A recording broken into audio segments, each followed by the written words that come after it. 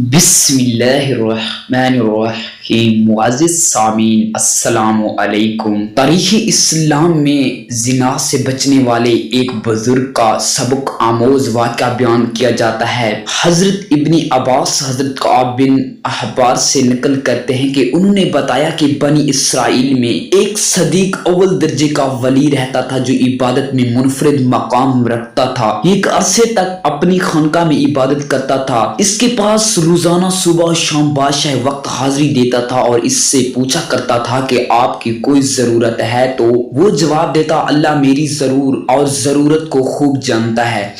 اللہ تعالیٰ نے اس عابد کی خانقاہ پر انگور کی ایک بیل اگا دی اور ہر روز وہ ایک انگور اٹھاتی تھی، یعنی ایک انگور لگتا تھا۔ جب اس عابد کو پیاس لگتی تو وہ اپنا ہاتھ آگے بڑھا دیتا تو پانی ابل پڑتا اور یہ پانی پی کر پیاس بجھا لیتا۔ اسی طرح ایک طویل عرصہ گزر گیا۔ ایک مرتبہ اس عابد کے پاس مغرب کے وقت ایک عورت گزری جو نہایت حسین و جمیل۔ اس عورت نے پکار کر کہا، اے اللہ کے بندے تو اس بزرگ عابد نے کہا کہ لبیک۔ یہ سن کر عورت کہنے لگی کہ تمہیں تمہارا رب دیکھ رہا ہے۔ اس نے فرمایا کہ وہ اللہ ہے، ایک قہار ہے، یحیی و قیوم ہے، دلوں کے اسرار سے واقف ہے اور جو قبروں میں ہے ان کو اٹھانے والا ہے۔ عورت یہ سن کر کہنے لگی، مجھ سے میرا شوہر دور ہے، اس لیے مجھے ایک رات اپنے پاس رہنے دو۔ بزرگ نے یہ سن کر اس عورت سے کہا کہ اوپر آ جاؤ۔ پس وہ عورت اوپر چڑھ گئی، اس بزرگ کی خانقاہ میں پہنچ گئی۔ وہاں پہنچتے ہی اس عورت نے اپنے جسم سے کپڑے اتار پھینکے اور ننگی کھڑی ہو گئی۔ اس عابد کے سامنے اپنا ننگا بدن ظاہر کر دیا۔ یہ منظر دیکھ کر اس بزرگ نے اپنی آنکھیں بند کر لی۔ فرمایا، تو تباہ ہو جائے، اپنے آپ کو ڈھانپ لے۔ یہ سن کر اس عورت نے جواب دیا، تیرا کیا جاتا ہے اگر تو آج رات مجھ سے فائدہ اٹھا لے۔ تو بزرگ نے یہ سن کر اپنے نفس سے مخاطب ہو کر کہا،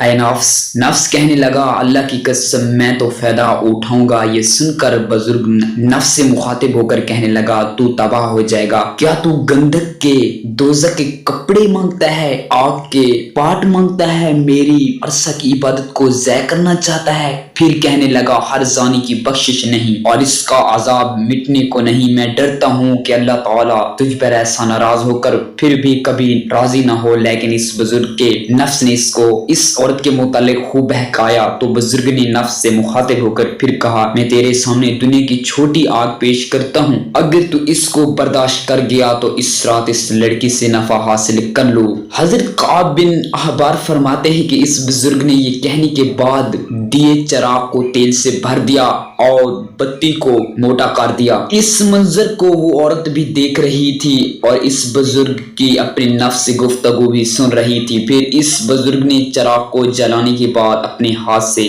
جلتی تیل پر ہاتھ رکھ دیا۔ یہ بتی جل رہی تھی لیکن اس بزرگ کے ہاتھوں کو نہیں جلاتی تھی۔ یہ دیکھ کر بزرگ چیخ کر کہنے لگا، تجھے کیا جلاتی کیوں نہیں ہے؟ تو وہ بتی اس کا انگوٹھا کھا گئی، یعنی جل کر پھر اس کی انگلیاں کھا گئی، پھر اس کے ہاتھ کھا گئی۔ یہ منظر دیکھ کر اس عورت نے زور سے چیخ ماری اور اس دنیا سے کوچ کر گئی۔ پھر اس بزرگ نے اس عورت کے جسم کو اس کے کپڑوں سے ڈھانپ دیا۔ جب صبح ہوئی تو ابلیس لائن نے چیخ کر کہا، اے لوگو، فلاں بیٹی کے فلاں عابد شخص نے زنا کیا اور زنا کر کے اس کے بعد اس کو قتل کر دیا۔ چنانچہ جب یہ خبر بادشاہ تک پہنچی تو بادشاہ اپنے لشکر اور رعایا کے ساتھ سوار ہوا اور عبادت خانے تک پہنچ گیا جہاں وہ راہب عبادت کرتا تھا۔ وہاں پہنچ کر بادشاہ زور سے چیخا تو عابد اس کو جواب دیا۔ بادشاہ نے عابد سے پوچھا کہ فلاں کی بیٹی کہاں ہے؟ عابد نے کہا کہ یہ میرے پاس موجود ہے۔ بادشاہ یہ سن کر عابد سے کہنے لگا، اس کو کہو کہ وہ میرے پاس آئے۔ بزرگ نے کہا کہ وہ مر چکی ہے۔ یہ سن کر بادشاہ کہنے لگا، کیونکہ وہ زنا کے لیے راضی نہیں تھی اور رضامند بھی نہیں تھی حتیٰ کہ تو نے ان کو جان سے قتل کر دیا جس کو اللہ تعالیٰ نے حرام کر دیا۔ پھر بادشاہ نے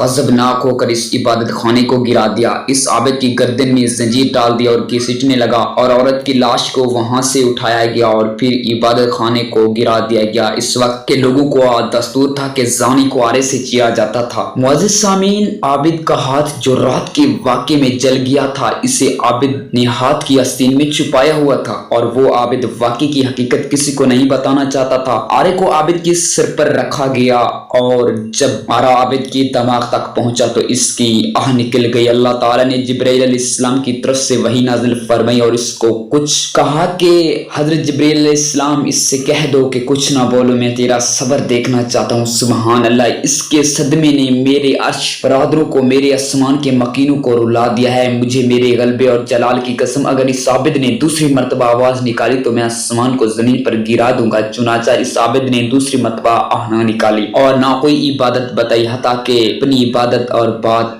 कोई ना बताइए। इस हालत में इंतकाल हो गया। चुनाचा जब वो फौत हो गया तो अल्लाह ताला ने इस औरत को, इस मुर्दा औरत को रूह डाली और जो आबिद का अमल देखकर दुनिया से कूच कर गई थी, तो औरत ने लोगों से मुखातिब होकर कहा कि अल्लाह की कसम, ये मजलूम होकर फौत हुआ, इसने जिना नहीं किया था और मैं भी अब तक कुंवारी हूँ। इसके बाद इस औरत ने गुज़िश्ता रात का सारा वाकया लोगों के सामने नकल किया।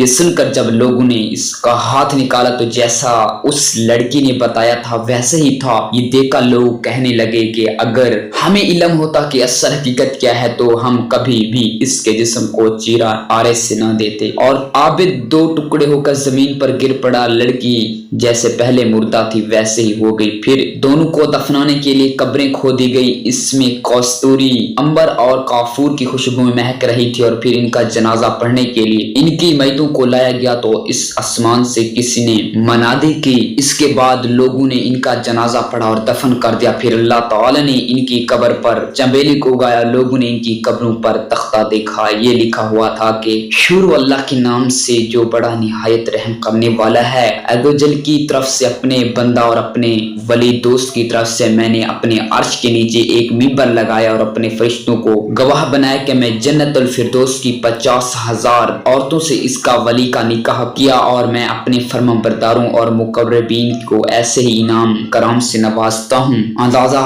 लगा सकते हैं कि जिना पहली उम्मतों में कितना फसीह और बुरा अमल समझा जाता था। इसकी सजा इन लोगों ने कितनी रखी थी। अल्लाह ताला हमें इस गुनाह से बचने की तौफीक अता फरमाए। आमीन या रब्बल आलमीन।